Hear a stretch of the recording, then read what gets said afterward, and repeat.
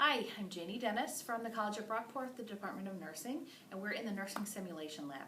I'd like to do a tutorial for you on starting an IV on SimMan. And remember, your first semester, the simulator will have an IV already for you when you come to simulation, but from that point forward, anytime you come to simulation, you will be someone in your group will be expected to start the IV on the simulator if that's appropriate. So I'm going to show you step by step how to do that, so that you can review it and be ready when you come. So today we have Mr. Jones in the bed with us, so I'm going to perform hand hygiene. I would check and make sure that I do have an order for an IV. So that would be in the computer or in your chart. And then introduce yourself to the patient. Hello, Mr. Jones. My name is Janie. I'm going to be your nurse today, and I have an order to put an IV in your arm. An IV is a small plastic catheter. There is a needle when I put it in, but then I take the needle out. We'll try to make this as painless for you as possible. Would there be any reason that I couldn't put an IV in your right arm? And it's also nice to ask patients, if possible, do they have a preference where they would like their IV? Some patients prefer in their arm, or in their hand or in their arm, so you can ask them if you can give them a choice. Mr. Jones, I'm going to gather my supplies and then I'll be back in and we'll get this started. Check his ID band, ask him to tell him your name and date of birth so that you make sure that you have the correct patient.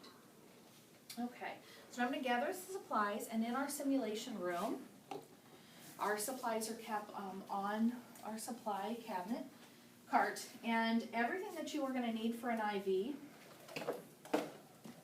is in the simulation IV tray.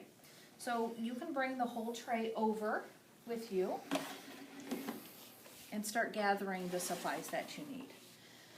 What you'll need is a tourniquet. You'll need a Tegaderm, which I always take out and get ready. You will need a 10 cc normal saline flush. You will need an extension set to go onto the IV.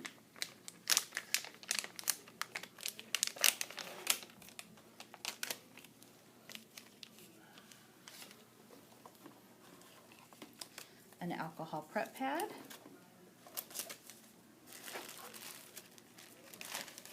And I like to have a 2x2 available as well, in case I need it. And then you're going to need your IV. A couple of options of IVs that you will have is you may have a 20 gauge or you may have a 24 or a 22. In our simulator, we always use these smaller gauge needles, and we do that really just to preserve our the arm on the simulator. So the ones that you have here, these are a couple of different kinds. I will try to always have the IVs that have the safety mechanism on them, but I can't always guarantee that, but we can always talk about that before simulation. So I will use a 24 gauge. So this is everything that I will need for this simulation. I tend to leave my tray here in case I need some other supplies. Now before I get started, I always bring my tray over as well so that I've got what I need. Mr. Jones, it's Janie again. We're going to get that IV put in. I know I just asked you this, but if you wouldn't mind telling me your name and your date of birth one more time. All right, thank you very much. And then always using gloves. I'm also going to raise the bed up to a good working position.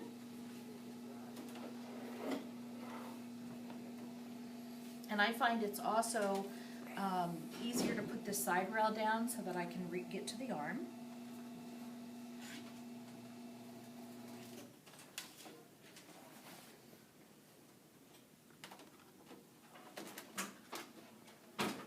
Okay. All right, Mr. Jones. Do you have any questions about this IV? Okay. All right. So, before I get started, there's a couple of other things I like to do. Remember, your 10 cc flush is going to have some air in the top. You do not want that air to go into the patient, so you're going to want to push that air out. The other thing that you have to do is this extension catheter has air in it. I don't want that air to go in. So after I've gotten the air out of my 10 cc syringe, I connect it. And as long as I haven't touched that and it just came from the package, it's going to be sterile. Flush it through, and I just do it right in this because this is all sterile. Leave the cap on so that that stays sterile. Now, some people like to take this off, and that's okay. I don't mind leaving mine on. So whatever you're most comfortable with is okay with me. But you do want to have this available and ready. Okay.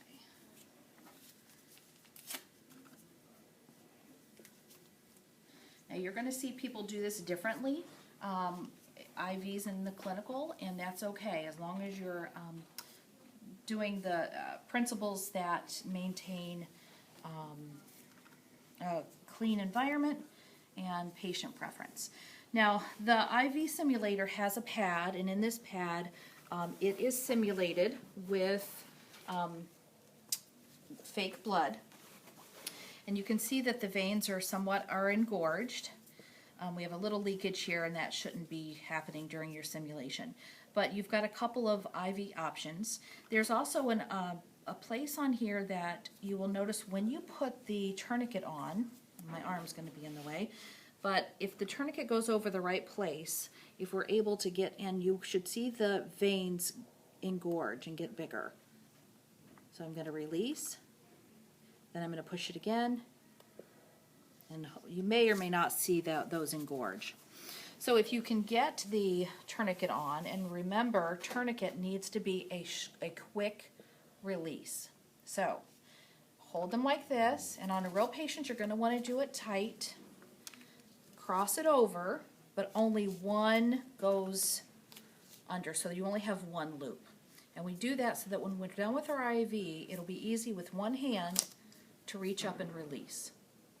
You want to make sure that you always release that tourniquet.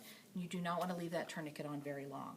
So I'm going to assess the area and figure out where I want to put the IV. And sometimes you'll need to put the tourniquet on. Remember, just one loop. Put the tourniquet on and assess what vein you're going to use. So I think this one is fine, right here.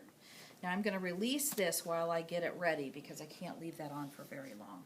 I have my alcohol prep pad, and I start with my insertion site, and I circle out. Let that area dry.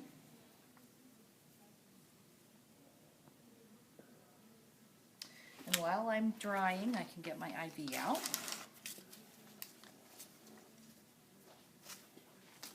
Now, when you take the cap off, you have to give it a pull, right? This is a very small one. You're going to need to look for the bevel. So the bevel is the kind of opened area, and the point should be on the bottom. So you want the sharpest point of your IV to go into the patient first. Okay? All right. So I'm going to put my tourniquet back on.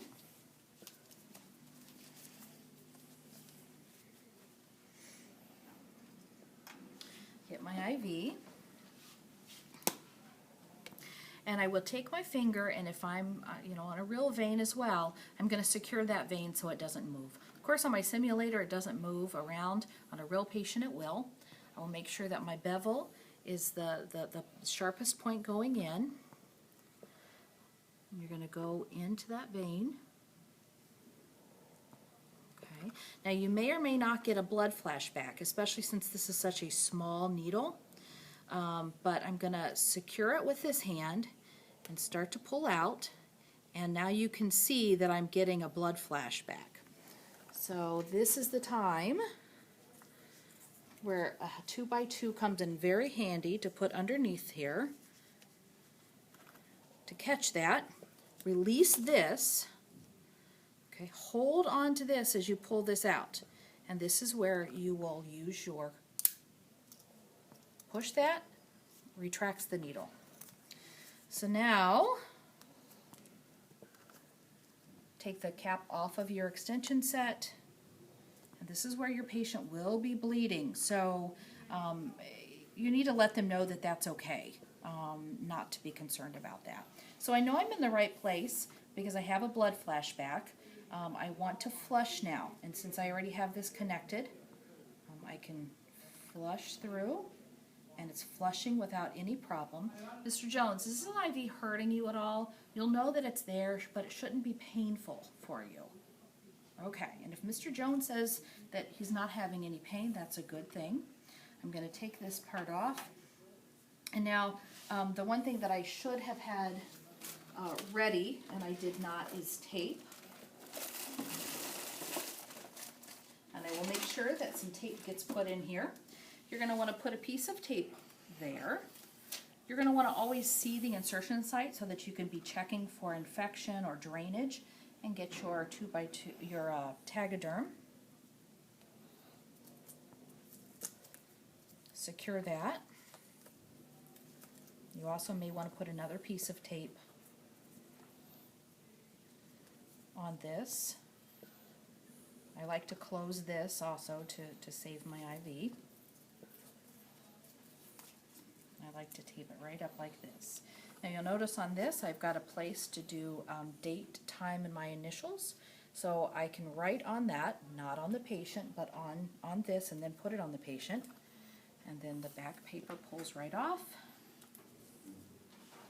Now I have my IV dated, labeled, taped, and now I'm ready to administer fluids or to administer medications via IV bolus. Education at this point with the patient would be telling him where the IV is. Mr. Jones, there is no longer a needle in your arm. It's just a small, a very thin plastic catheter. You can move your arm.